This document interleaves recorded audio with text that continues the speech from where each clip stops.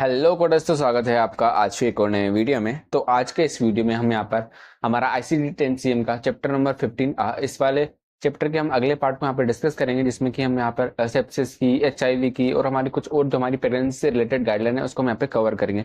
तो चलिए शुरू करते हैं।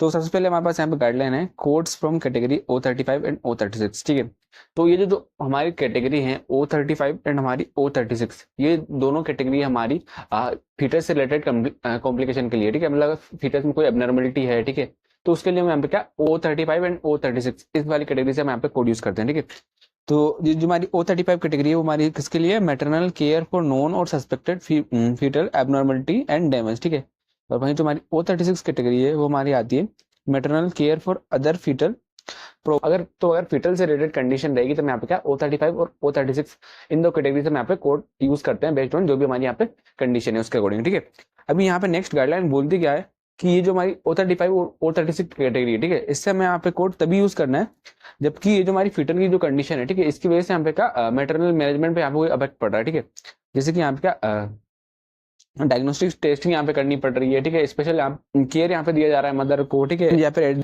एडिशनल ऑब्जर्वेशन यहाँ पे मदर को दिया जा रहा है। ठीक है, तो उसी कंडीशन में मैं यहाँ पे क्या ये जो हमारी O35 और O36 कैटेगरी का हम यहाँ पे कोड यूज करेंगे। ठीक है, आगे उन्होंने यहाँ पे क्लेरिफाई भी कर दिया है कि फीटल कंडीशन का यहाँ पे होना ये यहाँ पे जस्टिफाई नहीं करता है कि हम यहाँ पे क्या O35 और O36 कैटेगरी का हम यहाँ पे कोड यूज करेंगे। ठीक है, जब तक कि यहाँ पे ये जो फीटल कंडीशन है इसके लिए यहाँ पे कोई केयर नहीं दिया गया हो।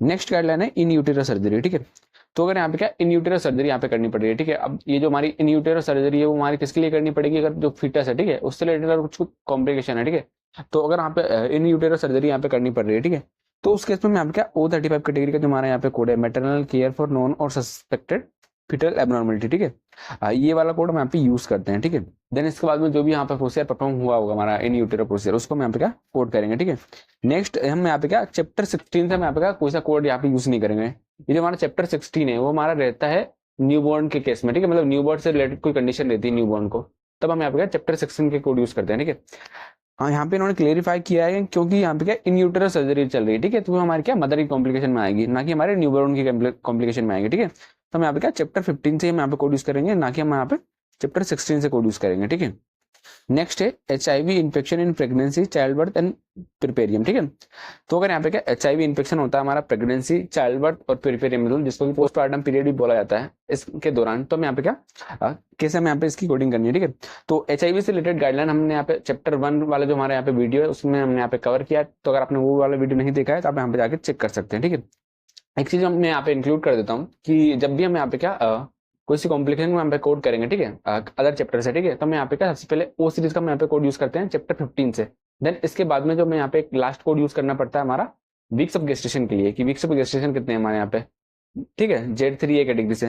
देन इसके बाद में जो भी हमारी पार्टिकुलर कंडीशन है उसकी गाइडलाइन को हम यहाँ पे फॉलो करते हैं। ठीक है, तो अभी यहाँ पे क्या पेशेंट को HIV है, ठीक है, तो अगर पेशेंट को यहाँ पे HIV होता है हमारा प्रेगनेंसी के दौरान, चाइल्ड बर्थ के दौरान और हमारा यहाँ पे क्या पोस्टमार्टम पीरियड के दौरान, तो हम यहाँ पे क्या O98.7 human immuno deficiency disease, ठीक है, complicating pregnancy, child birth and puerperium. ठीक है, इस वाली कैटेगरी से हम यहाँ पे क्या कोड यूज करेंगे। ठीक है, नेक्स्ट जैसे कि हमने अभी डिस्कस किया है कि तो अगर पेशेंट को यहाँ पे क्या प्रेगनेंसी के दौरान HIV रहता है तो हम यहाँ पे क्या O98.7 इस वाली कैटेगरी से माने यहाँ पे क्या प्राइमरी कोड हम यहाँ पे यूज करते हैं। ठीक है, देन नेक्स्ट हम यहाँ पे जो भी हमारी HIV की जो गाइडलाइन है उसको हम यहाँ पे फॉलो करेंगे। जैसे कि हम यहाँ पे देखते थे कि कब हमें यहाँ पे B20 वाला कोड यूज करना है, कब हमें यहाँ पे Z21 ये वाला कोड यूज करना है। ठीक है, तो हम यहाँ पे क्या ये जो हमारी HIV की गाइडलाइन है उसको हम यहाँ पे फॉलो करेंगे। ठीक है, अगर यहाँ पे असिम्प्टोमेटिक रहेगा तो हम यहाँ पे क्या ये जो हमारा कोड है O98.7, ठीक है, इस वाली सब कैटेगरी से कोड यूज करेंगे। देन इसके बाद में यहाँ पे क्या Z21 जो कि हमारा असिम्प्टोमेटिक HIV के लिए हम यहाँ पे कोड यूज करते हैं, इसको हम यहाँ पे यूज करेंगे। ठीक है, तो हमें यहाँ पे दो ही चीज याद रखनी है कि सबसे पहले मैं यहाँ पे हमारा चैप्टर 15 मतलब O कैटेगरी का हम यहाँ पे कोड यूज करेंगे। देन लास्ट में यहाँ पे जो हमारा वीक्स ऑफ गेस्टेशन है इसको भी यहाँ पे कोड करना पड़ेगा। देन बीच की जो हमारी गाइडलाइन रहेगी वो हमारी यहाँ पे क्या सेम रहेगी। नेक्स्ट है डायबिटीज मेलिटस इन प्रेगनेंसी। ठीक है, तो अगर पेशेंट को यहाँ पे क्या प्रेगनेंसी के दौरान डायबिटीज रहता है, ठीक है, तो उस कंडीशन में हम यहाँ पे O24 ये जो हमारी कैटेगरी है इससे हम यहाँ पे कोड यूज करते हैं। ठीक है, अभी जो हमारी डायबिटीज है वो हमारी प्री एग्जिस्टिंग रह सकती है, मतलब कि पेशेंट को यहाँ पे क्या पहले से ही डायबिटीज है और यहाँ पे पेशेंट करंट में प्रेग्नेंट है, या फिर हमारी यहाँ पे क्या प्रेगनेंसी इंड्यूस्ड रह सकती है। ठीक है, तो प्रेगनेंसी इंड्यूस्ड जिसको कि यहाँ पे क्या गेस्टेशनल डायबिटीज भी बोला जाता है। ठीक है, तो अगर प्रेगनेंसी की वजह से अगर पेशेंट को डायबिटीज होगा तो उस केस में हम यहाँ पे कैसे कोडिंग करेंगे, तो दोनों के हमारे पास यहाँ पे क्या अलग अलग कोड हमें यहाँ पे देखने को मिल जाएंगे। ठीक है, और दोनों की गाइडलाइन भी हमारे पास यहाँ पे क्या अलग अलग है, ठीक है। देन जब हम यहाँ पे क्या O24 कैटेगरी से हम यहाँ पे कोड यूज करेंगे, ठीक है। देन इसके बाद में हम यहाँ पे ये जो हमारी डायबिटीज की गाइडलाइन को फॉलो करते हुए मतलब E08 से लेकर हमारा E13 कैटेगरी का हमें यहाँ पे क्या कोड यूज करना पड़ता है, ठीक है। और इनकी गाइडलाइन को हम यहाँ पे फॉलो करते हैं, ठीक है।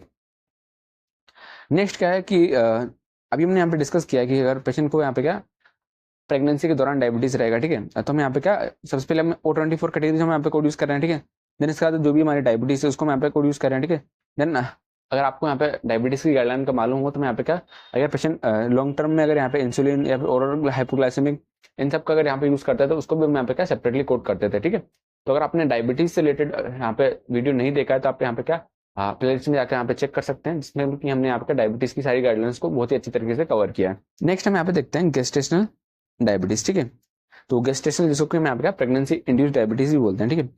तो ये जो हमारी गेस्टेशनल डायबिटीज रहती है, ठीक है, वो हमारे यहाँ पे क्या मोस्टली सेकंड और थर्ड ट्राइमेस्टर के दौरान यहाँ पे पेशेंट में देखने को मिलती है, ठीक है। अब ये जो हमारी गेस्टेशनल डायबिटीज है वो हमारी प्री एग्जिस्टिंग डायबिटीज की तरह ही यहाँ पे क्या कॉम्प्लिकेशन यहाँ पे कोज कर सकती है हमारी यहाँ पे मदर को, ठीक है।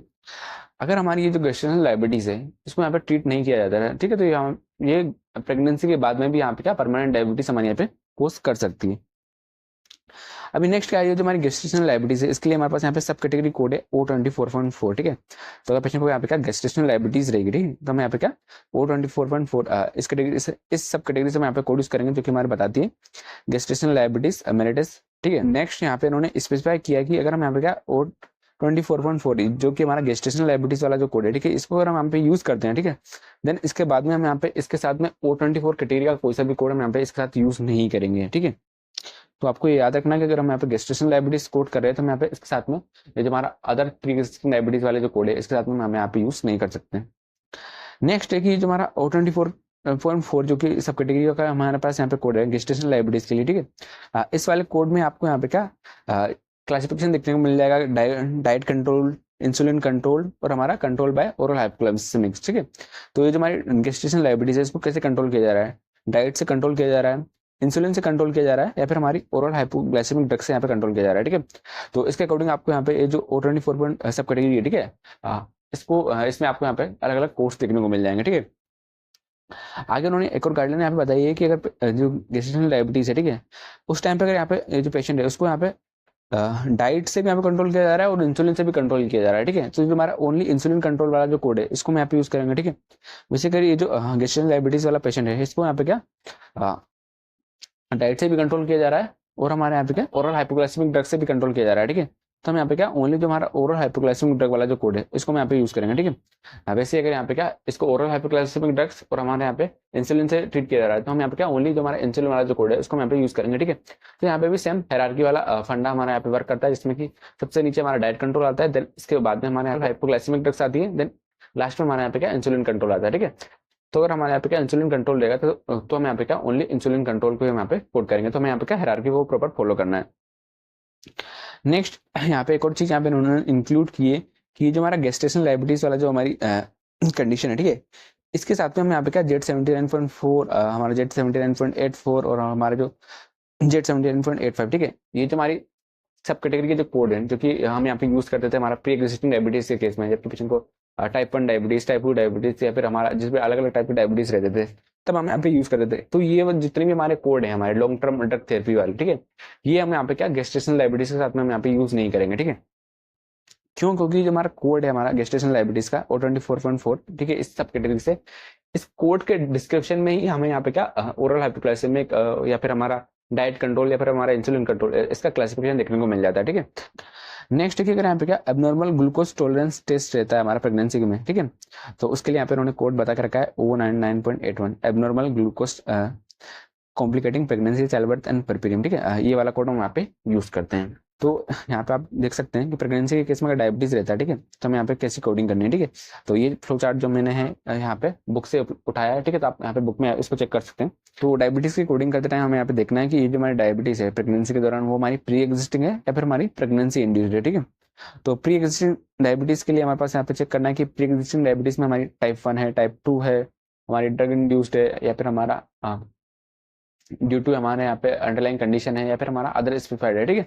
तो उसके अकॉर्डिंग हमें यहाँ पे क्या अलग अलग कोड देखने को मिल जाएंगे, ठीक है। तो हम सबसे पहले डिस्कस करते हैं कि अगर हमारे यहाँ पे क्या प्री एग्जिस्टिंग टाइप 1 डायबिटीज रहेगी, ठीक है, तो सबसे पहले हम यहाँ पे क्या O24.0, ठीक है, इस वाली सब कैटेगरी से हम यहाँ पे कोड यूज करेंगे हमारा टाइप 1 डायबिटीज, ठीक है, के लिए, ठीक है। देन जो हमारा सेकंड कोड जाएगा, ठीक है, वो हमारा जाएगा E10 कैटेगरी से, ठीक है, जो कि हमारा यहाँ पे क्या टाइप 1 डायबिटीज के लिए, ठीक है। मतलब ये तुम्हारी E10 कैटेगरी की जो हमारी गाइडलाइन है इसको हम यहाँ पे फॉलो करेंगे, ठीक है। नेक्स्ट हमारे पास यहाँ पे टाइप 2 डायबिटीज अगर हमारे यहाँ पे रहती है, ठीक है, तो सबसे पहले हम यहाँ पे क्या O24.1 इस वाली सब कैटेगरी से कोड यूज करेंगे। देन हमें यहाँ पे क्या E11 कैटेगरी की जो हमारे गाइडलाइन है, ठीक है, इसको हम यहाँ पे फॉलो करते हुए इसकी कोडिंग करनी है। देन लास्ट में वीक्स ऑफ गेस्टेशन हम यहाँ पे कोड करेंगे ही। Then other pre existing diabetes, ठीक है, तो इसके अलावा टाइप 1 और टाइप 2 के अलावा अगर हमारी यहाँ पे क्या diabetes due to drugs, diabetes due to हमारे यहाँ पे अंडरलाइन कंडीशन, या फिर हमारी अदर डायबिटीज रहती है, ठीक है, तो उस केस में यहाँ पे जो हमारा प्राइमरी कोड जाएगा वो हमारा जाएगा O24.8, ठीक है।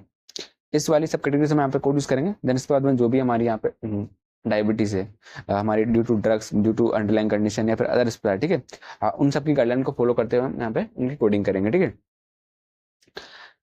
नेक्स्ट है हमारे पास यहाँ पे अनस्पेसिफाइड प्री एग्जिस्टिंग डायबिटीज, ठीक है। तो अगर यहाँ पे क्या जो प्री एग्जिस्टिंग डायबिटीज है, ठीक है, यहाँ पे उन्होंने इसको स्पेसिफाइड नहीं किया है कि हमारी यहाँ पे कौन सी है, टाइप 1 है, टाइप 2 है, ड्यू टू ड्रग्स है या फिर अदर स्पेसिफाइड है, ठीक है। तो उसके इसमें हम जो हमारा प्राइमरी कोड जाएगा वो हमारा रहेगा O24.3, ठीक है, इस वाली सब कैटेगरी से। देन इसके बाद में हम यहाँ पे जो हमारा सेकंड कोड जाएगा वो हमारा जाएगा E11 कैटेगरी से, ठीक है, और ये तुम्हारी E11 कैटेगरी है, इसकी गाइडलाइन को हम यहाँ पे फॉलो करेंगे, ठीक है। क्यों? क्योंकि जैसे कि हमें पता है कि अगर यहाँ पे टाइप ऑफ डायबिटीज यहाँ पे मेंशन नहीं रहता है तो बाय डिफॉल्ट यहाँ पे क्या तुम्हारा टाइप 2 रहता है उसकी गाइडलाइन को हम यहाँ पे फॉलो करते हैं, ठीक है।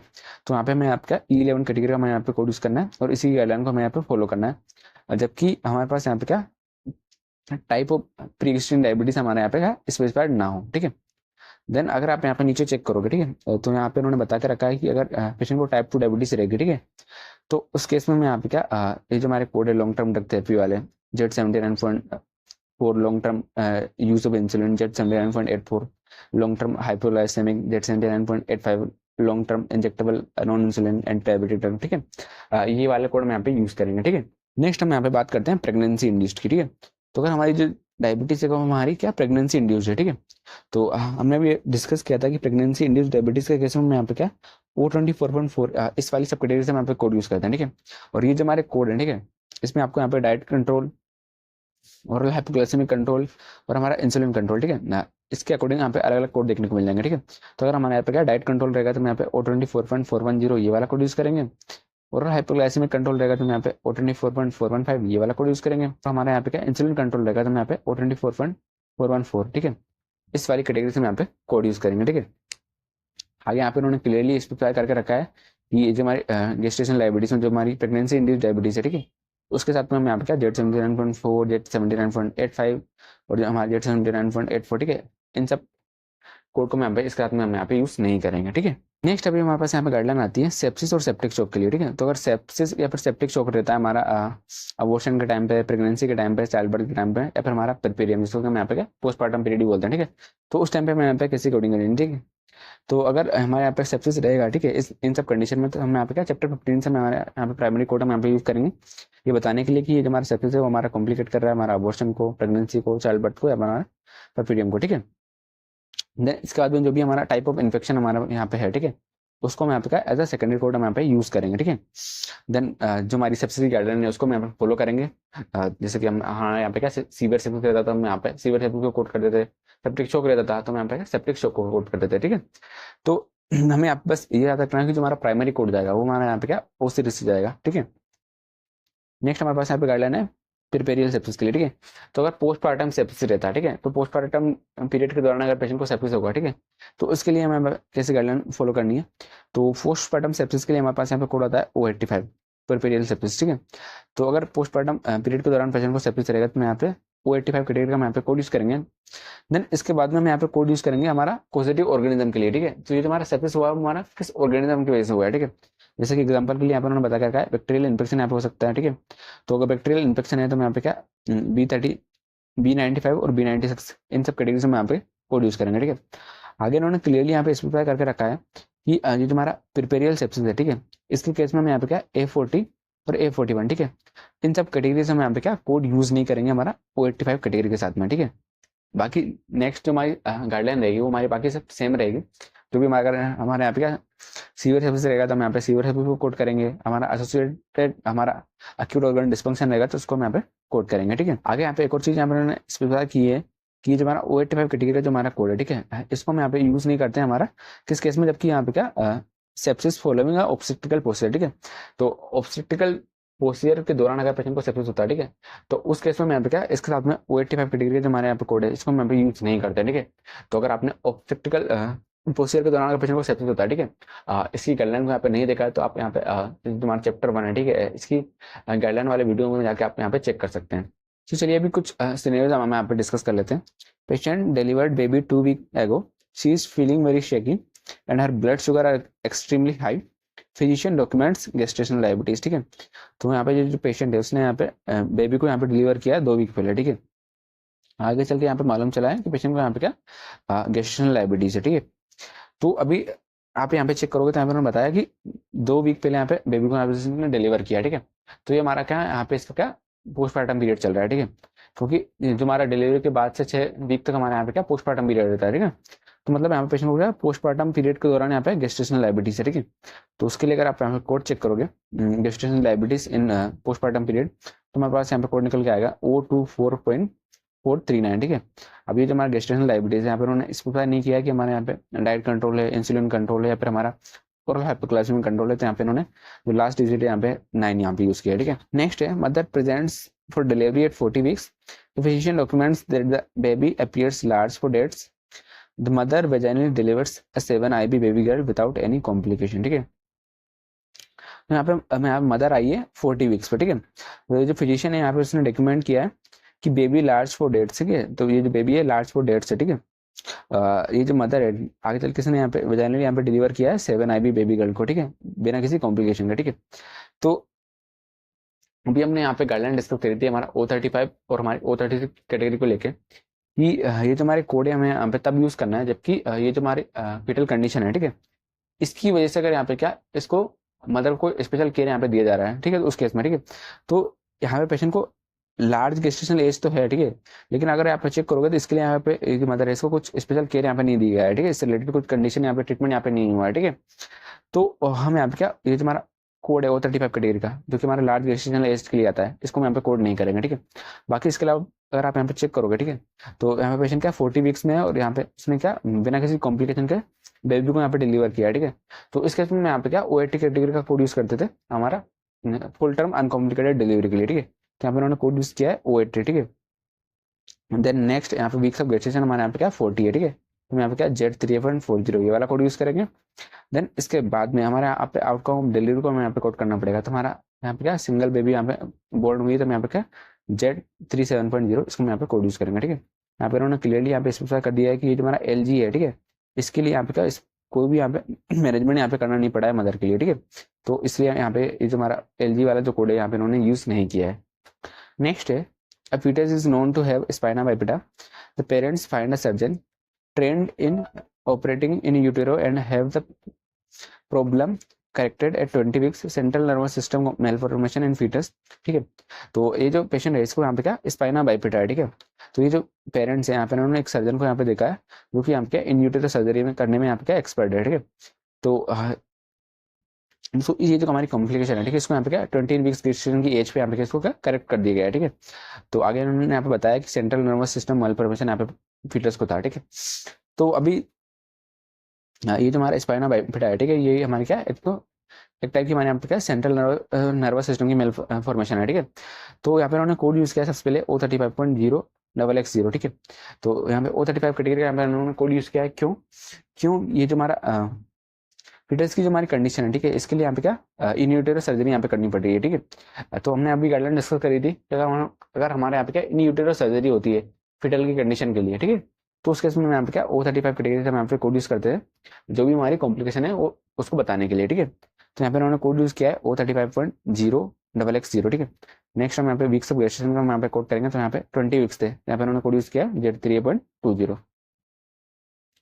नेक्स्ट एग्जाम्पल है A 32-year-old female who is 23 weeks pregnant with known AIDS is admitted with severe diarrhea determined to be caused by Cryptosporidium. She is treated with IV fluid। ठीक है, तो यहाँ पे जो पेशेंट है 23 वीक्स प्रेग्नेंट है। ठीक है, और यहाँ पे पेशेंट को क्या एड्स है। ठीक है, आगे चल के ये जो एड्स है इसके साथ में पेशेंट को क्या सीवियर डायरिया यहाँ पे हो गया किस वजह से क्रिप्टोस्पोरिडियम की वजह से, ठीक है। तो भी हमें यहाँ पे इसको कोड करना है, ठीक है। तो भी हमने एड्स की गाइडलाइन डिस्कस करी कि जबकि पेशेंट में यहाँ पे क्या एड्स रहता है, ठीक है, या फिर हमारा HIV रहेगा प्रेगनेंसी के दौरान, तो सबसे पहले मैं यहाँ पे क्या O98.7, ठीक है, इस वाली सब कैटेगरी से हम यहाँ पे कोड यूज करते हैं, ठीक है। तो यहाँ पे उन्होंने कोड यूज किया है O98.712, क्योंकि यहाँ पे क्या पेशेंट 23 वीक्स में है, ठीक है। तो यहाँ पे सेकंड ट्राइमेस्टर हमारा यहाँ पे रहेगा, तो यहाँ पे इन्होंने कोड यूज किया है O98.712, ठीक है। नेक्स्ट हमें यहाँ पे क्या HIV की गाइडलाइन को यहाँ पे फॉलो करना था, ठीक है। तो ये पेशेंट को क्या यहाँ पे एड्स है, ठीक है। तो एड्स के लिए मैं यहाँ पे क्या B20 ये वाला कोड यूज करेंगे। देन यहाँ पे पेशेंट को क्या क्रिप्टोस्पोरिडियम भी है, तो यहाँ पे उन्होंने कोड यूज किया है A07.2। लास्ट में जो भी हमारा वीक्स ऑफ गेस्टेशन है यहाँ पे क्या 23 वीक्स है, तो यहाँ पे उन्होंने कोड यूज किया है Z3A.23। नेक्स्ट एग्जाम्पल हम यहाँ पे देखते हैं। A 23-year-old gravid female is admitted in preterm labor at 30 weeks. She has had an uneventful pregnancy except for the fact that she had a asymptomatic human immunodeficiency virus infection. She vaginally delivers a 7 IB 2OH baby, ठीक है।